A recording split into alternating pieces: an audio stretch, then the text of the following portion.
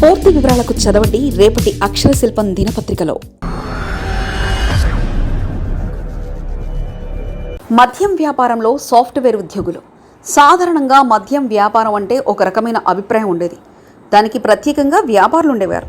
ఒకవేళ సామాన్యులు మద్యం వ్యాపారం వైపు చూస్తే ముందుగా కుటుంబం నుంచి అభ్యంతరాలు వ్యక్తమయ్యేవి. కానీ ఇప్పుడు సీన్ మారింది.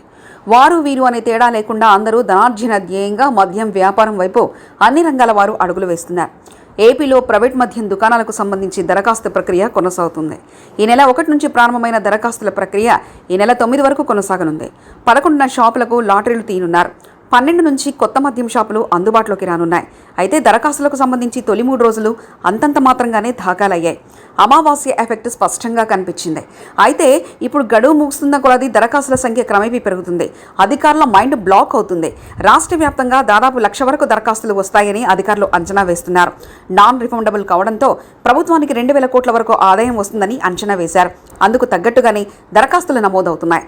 అయితే ఇప్పుడు అనుభవం లేని వారు సైతం వ్యాపారంలో అడుగుపెట్టేందుకు ఆసక్తి చూపుతున్నారు. గత ప్రభుత్వం ప్రవేశపెట్టిన మద్యం దుకాణాలను సీఎం చంద్రబాబు రద్దు చేశారు. టెండర్ల ద్వారా ప్రైవేటు మద్యం పాలసీని ప్రవేశపెట్టారు. దీంతో ఈసారి ఎన్నడూ లేని విధంగా సాఫ్ట్వేర్ ఉద్యోగులు సైతం మద్యం షాపులను దక్కించేందుకు రంగులకు దిగారు. ఆ జాబితాలో వైద్యులు, కాంట్రాక్టర్లు, ఆడిటర్లు సైతం ఉన్నారు. అయితే ప్రధానంగా సాఫ్ట్వేర్ ఇంజనీర్ల నుంచి అత్యధిక సంఖ్యలో దరఖాస్తులు వచ్చినట్లు ఎక్సైజ్ అధికారులు చెప్తున్నారు. అటు వ్యాపారంతో పాటు ఉద్యోగం చేసుకోవచ్చు అనేది వారి ఆలోచనగా ఉన్నట్లు తెలుస్తోంది.